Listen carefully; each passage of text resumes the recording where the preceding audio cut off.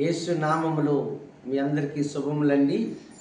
దేవుడు మహాకృప, మనమందరము కూడా ఈ విధముగా కలుసుకునే దేవుడు గొప్ప అవకాశం ఇచ్చినాడు.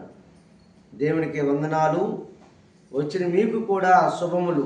దేవుడిచ్చిన ఈ గొప్ప అవకాశాన్ని మీరు వినియోగించుకొని స్థలానికి చేరినారు. దేవుని యొక్క వాక్యము మీరు వినడానికి ఇష్టపడుతూ ఉన్నారు. దేవుడు వాక్యం గొప్పది. వాక్యము ప్రతిరోజు ఈ మాట వింటూనే ఉంటాం. దేవుడి వాక్యం వినండి, దేవుడి వాక్యం చదవండి, దేవుడి వాక్యంతో నడవండి, దేవుడి వాక్యాన్ని హత్తుకొనండి, ఈ మాటలు వాడుతూ ఉంటాం. వాక్యము అనగానే ఆదిలో ఉన్న శబ్దము అని మనం గమనించాలి. వాక్యము అనగానే సృష్టికర్త అని గమనించాలి. వాక్యము అనగానే దేవుడు అని గమనించాల. నా బైబిల్ చెప్తుంది ఆదిలో వాక్యం ఉన్నది అని. మనం యోహాను సువార్త 1వ అధ్యాయం 1వ మాట ఇది రాసి ఉంటుంది. ఆదిలో వాక్యం ఉండెను, ఆ వాక్యము దేవునితో కూడా ఉండెను, ఆ వాక్యమే దేవుడు అని మనం చదువుతూ ఉంటాం. కాబట్టి ప్రియమైన సహోదరులారా, దేవుడి మాటలు ఈరోజు చాలా స్పష్టంగా మీరు వింటూ ఉన్నారు. దేవుడు ఏమై ఉన్నాడు అనే విషయాన్ని మీరు నేర్చుకుంటూ ఉన్నారు. ఈరోజు మనము 2 విశిష్టమైన పదాలను జ్ఞాపకం చేసుకుంటూ ఉన్నాం. అది ఏమిటంటే వాక్యము, ఓంకారము. ఈ రెండుకు ఉన్నటువంటి తేడాను మనము గమనిస్తాం. లేకపోతే 2 ఒకటే ఉన్నాయా అని ఆలోచన చేస్తాం. వాక్యము మరి ఓంకారం ఇవి 2 వేరు ఆధ్యాత్మిక కేంద్రాల నుంచి వచ్చిన, వేరు వర్గాల నుంచి వచ్చిన వీటి యొక్క ఉద్దేశము లేకపోతే వీటి భావాన్ని మనం గమనిస్తాం. రెండిటి వెనుక ఒకటే ప్రశ్న ఉంటుంది, ఆ రెండిట్లో ఒకటే భావము కనబడుతుంది. ఈ సృష్టి ఎక్కడి నుండి వచ్చింది, ఈ సృష్టికి మూలాలు ఎవరు అని మనం గమనించినప్పుడు వాక్యము బైబిల్ ప్రకారము సృష్టే వాక్యము. వాక్యము బైబిల్లో మనము గమనించినప్పుడు ఆదికాండం 1వ అధ్యాయంలో మనం గమనిస్తాం. బైబిల్ ప్రకారము దేవుడు తన వాక్యముతో సృష్టి చేశాడు అని మనము గమనించాలి. దేవుడు చెప్పాడు అనే వాక్యముతో నిండి ఉంది. అంటే దేవుడు చెప్పాడు, సృష్టి జరిగింది. అంటే మాటతోటే సృష్టి జరిగింది. దేవుడు చెప్పిను వెలుగు కలిగి వచ్చింది, అప్పుడు వెలుగు కలిగును అని మనం గమనిస్తాం. అంటే వాక్యము సృష్టిని తయారు చేసింది. వాక్యం అనగా దేవుడు. గమనించాలి, వాక్యము దేవుని శక్తి ప్లస్ స్వరూపం. అది దేవుడికి స్వరూపమే వాక్యం, వాక్యమే స్వరూపం, వాక్యమే దేవుడు. గమనించాలి. మనము ఎందుకు ఈ మాట వాడానంటే వాక్యమే దేవుడిగా కనబడ్డాడు యేసు ప్రభు వారిగా. మనము యోహాను సువార్త 1వ అధ్యాయం 14వ వచనం ప్రకారం గమనిస్తాం. ఏమండి, యోహాను 1:14 వాక్యం, మానవ రూపము ధరించి మన మధ్య నివసించటానికి వచ్చాడు అని మనం గమనిస్తాం. ఆ వాక్యమే శరీరధారి అయి కృపాసత్య సంపూర్ణుడిగా మన మధ్య నివసించును అని రాసింది. ఇక్కడ గమనించాలి, వాక్యము ద్వారానే సృష్టి జరిగింది. అంటే యేసుక్రీస్తు ద్వారానే సృష్టి జరిగింది అని మనం అర్థం చేసుకోవాలి. మానవుడికి ఉద్దేశము ఇచ్చింది కూడా వాక్యమే, అంటే సృష్టికర్తే. గమనించాలి, రక్షణకు మార్గం ఏర్పడింది కూడా వాక్యమే. అంటే రక్షణ యొక్క మార్గము యేసు ప్రభు వారి ద్వారా వచ్చింది. అంటే సృష్టికర్తే డైరెక్ట్గా ఈ భూమి మీదకి ఆత్మరూపంగా రాకుండా శారీర రూపముగా రావాల్సి వచ్చింది. అందుకే వాక్యమే ప్రధానం, వాక్యమే దేవుడు. దేవుడు వాక్యం అనగా దేవుడు ప్లస్ ఆయన స్వరూపము అని మనము గమనించాలి. ఇక్కడ ఓంకారం అనే పదాన్ని కూడా గమనిస్తాం. ఇది మన భారతీయ పద్ధతి ప్రకారము 3 గ్రంథాల్లో రాసి ఉంటుంది. బౌద్ధులు కూడా ఈ మాటను వాడతారు, జైనులు కూడా ఈ మాట వాడతారు, హిందువులు కూడా ఈ మాట వాడతారు. అంటే వీరి ఉద్దేశం హిందూ తత్వ ప్రకారం ఓం అనేది సృష్టి ప్రారంభ శబ్దము అని రాస్తుంది. అంటే సృష్టి ప్రారంభ శబ్దం ఆదిలో ఉన్న శబ్దము, ఆది స్వరము, ఆది నాభి అంటారు. అంటే ఆదిలో ఉన్నది, ఆదిలో ఉన్నది. ఆదిలో ఏమున్నది అంటే వాక్యం ఉన్నది. వాక్యం ఏమై ఉన్నదంటే దేవుడు ప్లస్ స్వరూపము. ఈ విషయాన్ని మనం గమనించాలి. ఇది దీన్ని మండుకోపనిషత్తులో కూడా ఒక చక్కటి మాట రాసి ఉంటుంది. ఈ ఓం అనేది భూత వర్తమాన భవిష్యత్తు కాలానికి సూచించే పదము అని. అంటే వాక్యమైన ఆది అంతమై ఉన్నవాడు ఆయనే సృష్టికర్త అని మనం గమనించాల. సృష్టికి మూల శబ్దం ఇదే, సృష్టికర్త ధ్వని అంటారు. అంటే ఆదిలో ఏమున్నది? వాక్యం ఉన్నది. అంటే ఇక్కడ మనం గమనించాలి, మనము ఆ స్వభావాన్ని మనం గమనించాలి. దేవుని వాక్యం ఏమంటుంది? వాక్యాన్ని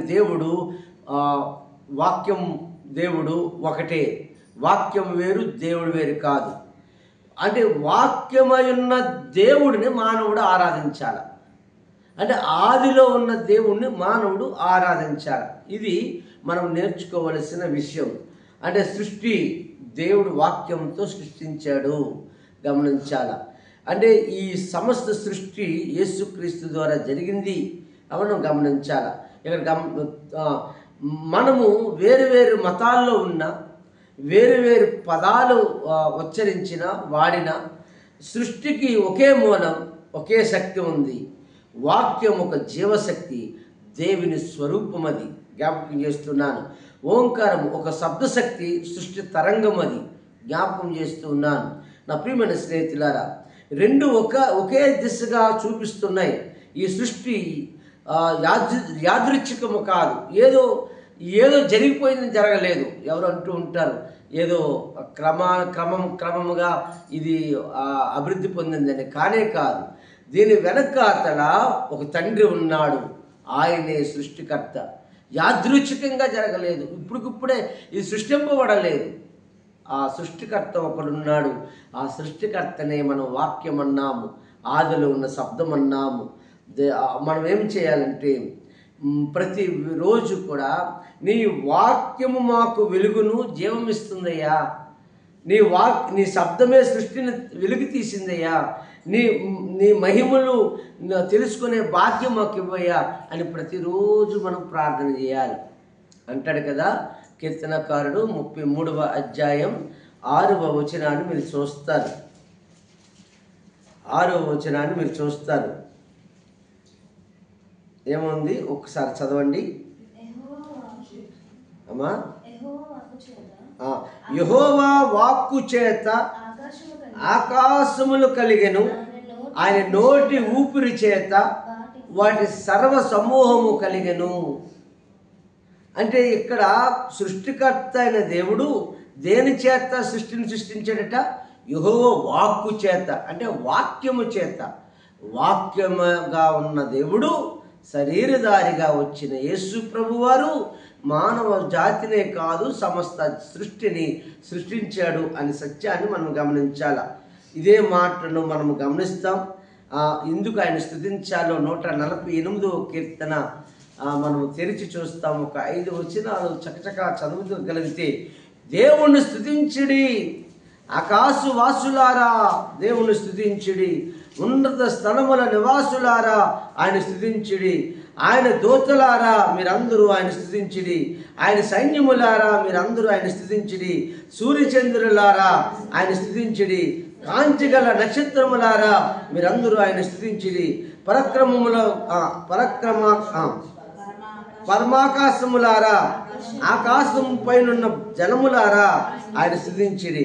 యెహోవా ఆజ్ఞగా అవి పుట్టెను, అవి యెహోవా నామమును స్తుతించునుగాక. దేవుని స్తోత్రం. అంటే దేవుడు వాక్కు చేత సృష్టింపబడిన సృష్టి, అది యేసు ద్వారా సృష్టింపబడిన సృష్టి ఇది. అందుకే ఈ విషయాలన్నీ కూడా మనం అందుకే అందరూ స్తుతించాలి ఆయన్ని, అందరూ ఆయన్ని స్తుతించాలి. ఆయన మాట చెప్పి స్వస్థతలు చేసినాడట దేవుడు. అంటే మాట ద్వారా ఏమవుతుంది? స్వస్థత. అంటే వాక్కు చేత స్వస్థత. అంటే వాక్యము అనగా యేసు ద్వారా స్వస్థత. దేవునికి మహిమ కలుగును గాక. దేవుని స్తోత్రం, హల్లెలూయా. కాబట్టి ఆది యందు దేవుడు భూమి ఆకాశములను దేని ద్వారా సృష్టించాడు అంటే ఆయన వాక్యము చేత. వాక్యం అనగా మరలా యేసు ప్రభువు అని. ఇలా చెప్తే కొంతమందికి బాధ అనిపించొచ్చేమో కానీ ఇది వాస్తవ రూపం. ఓంకారమే యేసు అని మన వివేకానంద గారు కూడా చక్కగా చెప్పినారు ఈ మాట. ఆ ఓంకారమే ఇది ఎక్కడ ఉందని మీరు అడిగితే ప్రబోధ రత్నకరం అనే బుక్ రాసినారు వివేకానంద గారు. అది నా దగ్గర ఉంది, అందుకే ఇంత చక్కగా చెప్పగలుగుతూ ఉన్నాను. ఓంకారము, ఆ ఓంకారమే, ఆ శబ్దమే యేసు అని వివేకానంద గారు ప్రబోధరత్నకరం అనే గ్రంథంలో తన మొదటి పేజీలోనే రాసినాడు. ఆ వాక్యమే శబ్దము, ఆ శబ్ద స్వరూపుడే యేసు ప్రభువారు. అంటే ఆదిలో ఉన్నవాడు ఆయనే అని. ఇలాగ మనము చెప్పుకుంటూ పోతే చాలా విషయాలు ఉంటాయి. దేవుని ఆత్మ నన్ను సృజించెను, సర్వశక్తిని యొక్క స్వాస్యము నాకు జీవమిచ్చును అంటాడు యోబు. అవును, ఆయన మనల్ని సృజించాడు, మానవ జాతినైనా సృజించాడు. ఆ సృష్టిలో మనము ఉన్నాం. ఆ సృష్టికర్తను మనము ఆరాధించాలి, ఆ సృష్టికర్తతో మనం వెళ్ళాలి. ఇంకా వివరంగా వాక్యము ఓంకారము రెండు కలిపి చెప్పటానికి అనేక విషయాలు ఉన్నాయి. ఇప్పుడు చెప్పే సమయం కాదు. నీ వాక్యము నన్ను బ్రతికిస్తుంది, నీ వాక్యము నన్ను బ్రతికిస్తాను. వాక్యం అనగా సృష్టికర్త బ్రతికిస్తాడు.